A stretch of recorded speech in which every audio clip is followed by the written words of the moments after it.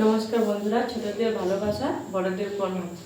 আজকের দুর্দান্ত স্বাদের একটা চিকেন রেসিপি রান্না করে দেখাবো। যে গরম জলটা করে নিয়েছি, চিকেনটা ভালো করে ধুয়ে নেব। এই চিকেনটা নিয়ে এসেছি, এখানে 1 কিলো চিকেন আছে। চিকেনটা ভালো করে ধুয়ে নেব। ধুয়ে নিয়ে চলে এসেছি। মাংসটা ভালো করে ধুয়ে নিয়ে চলে এসেছি। এবারে কড়াইটা বসিয়ে দিয়েছি, গরম হয়ে গেছে। একে একে সব মশলাগুলো ভেজে নেব। কড়াইতে তেল দিয়ে দেবো। এবারে একে একে সব মশলাগুলো ভেজে নেব।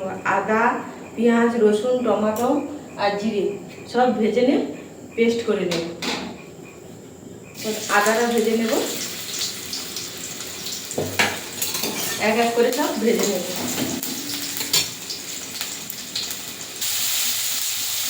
সমস্ত একটু ভালো করে ভেজে নিয়েছি। এবারে পেস্ট করে নেব, দিয়ে দিয়ে ভালো পেস্ট করে নেব, দিয়ে আলুগুলো ভেজে নেব।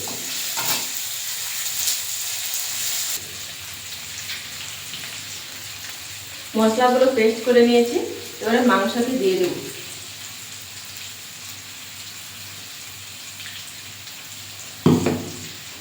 এবার দিয়ে দেবো স্বাদ মতো পরিমাণ মতন হলুদ,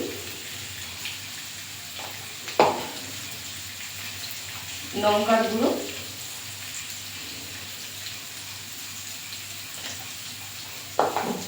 আর তেল দিয়ে মাংসটা ভালো করে মাখিয়ে নেব।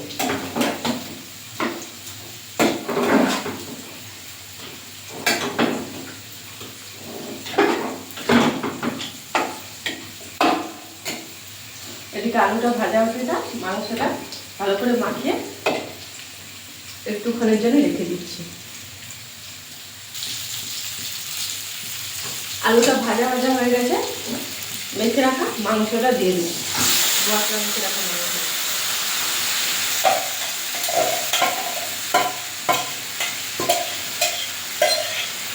দিয়ে জল দিয়ে দেবো, দিয়ে মাংসটা ভালো করে কষিয়ে নেব।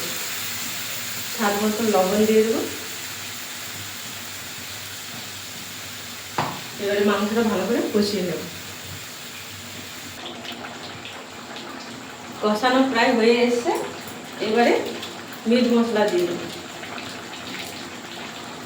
দিয়ে আর একটু ভালো করে কষিয়ে নেব। মাংসটা কষানো হয়ে গেছে। এবারে গরম জল বসিয়েছিলাম, জলটা দিয়ে দেবো।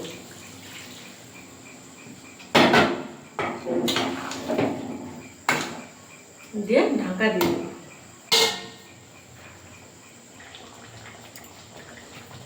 মাংসটা হয়ে গেছে, গরম মশলা দিয়ে নামিয়ে নেব। এই দেখুন মাংসের কালারটা কত সুন্দর এসেছে। তাহলে বন্ধুরা আজকে আসছি।